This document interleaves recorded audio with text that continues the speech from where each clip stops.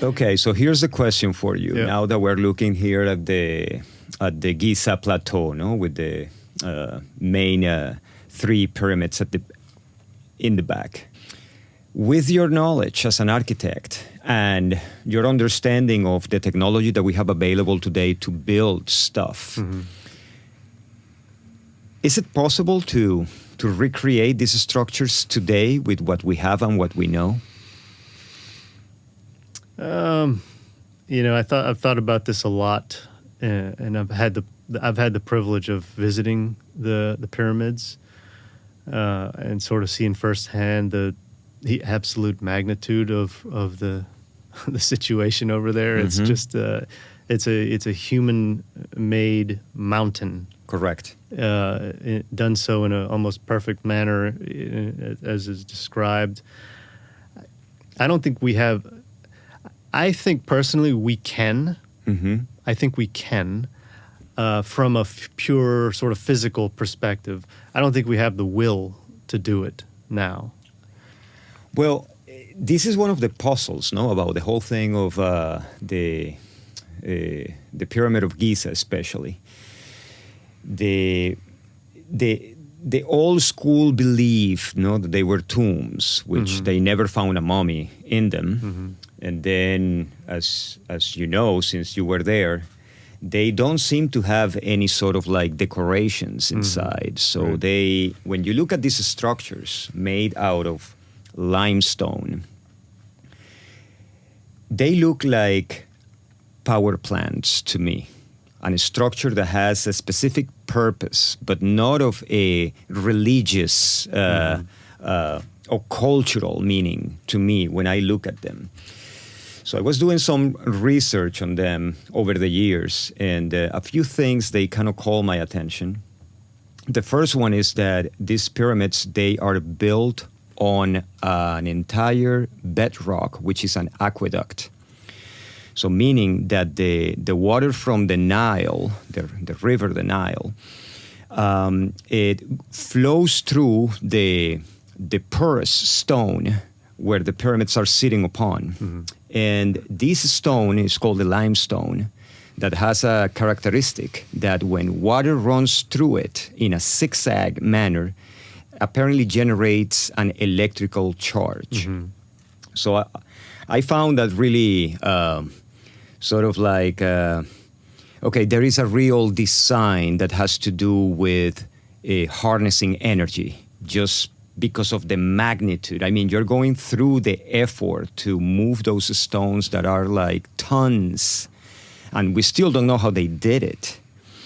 But in my mind, this cannot be a tomb. It has to be a functional structure. That's why you went through the entire work of building something like this. Then when we look at the structure, then especially on the middle pyramid, the pyramid of Cheops, then we can see that there is a second layer that is being falling off over time. But that second layer was supposed to be a different type of limestone that covered the entire pyramid. And this stone, in contrast to the one that the pyramid is built, doesn't have the quality of basically channeling energy. So it's channeling electricity. So it kind of works as a sealer to the limestone that has the electrical charge. Right. So right in there, we're kind of looking at a gigantic like cable structure, you know, that is fascinating to me. And then if we actually look inside and look at the shafts and the tunnels that they have, those are made out of granite. Right. And then right in there, you can see that they have like specific materials for a specific purpose. So I just find this like, it's just fascinating. It's... Yeah, I mean, I think it's captivated people's imagination for so long. You know, they're not sure how old they actually are. Correct.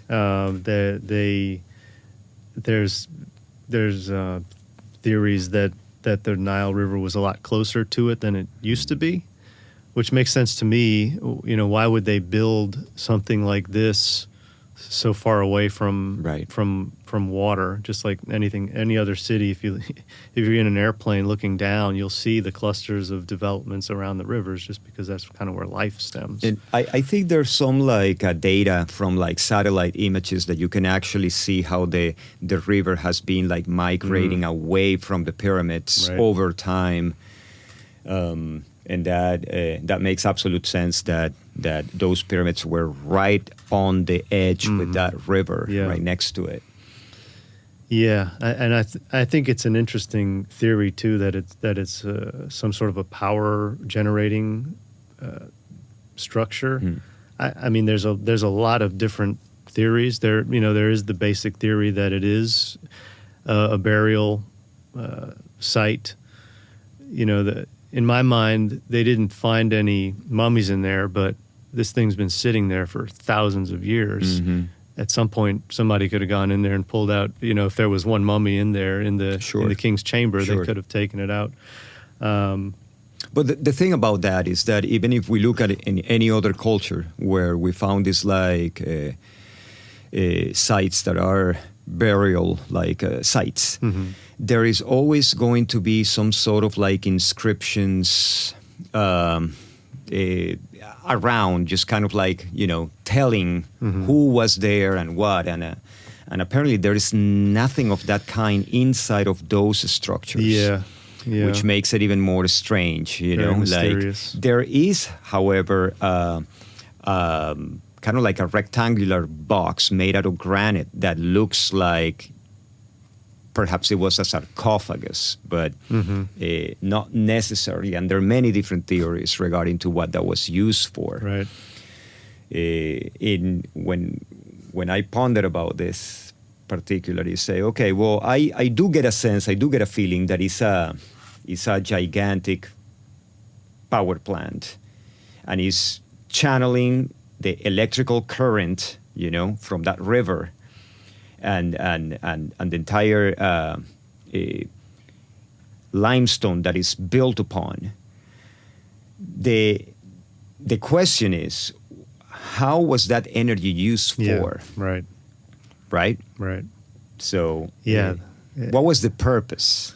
That's Was it right. some sort of kind of like wireless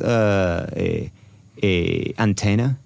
Like I know that Nikola Tesla, right? He built his Tesla tower in the U.S. and he was kind of like following the principles of getting the current of the water below to generate that electrical current that was going to somehow be used in a wireless manner. And now this is the other question for you. I don't know if you have studied, but it also kind of puzzles me a little bit, is the Eiffel Tower in Paris. Because I was doing some research and just looking at that gigantic antenna too, which, okay, I understand that they wanted to present it to the world as some sort of like cultural symbolism, But then when I'm doing the research on it, then it shows that they actually had 4 main platforms made out of limestone below the metal. So, and then you look at the position of the tower again, is right next to a river. So is there something here that is happening all over the place, that is that relationship between the water, the limestone, and then the structure that channels that energy somehow? Yeah. That's interesting. I'm sure somebody knows about this, but the one who knows is probably the one that is selling us a different type of technology right now. Yeah. You know? Yeah,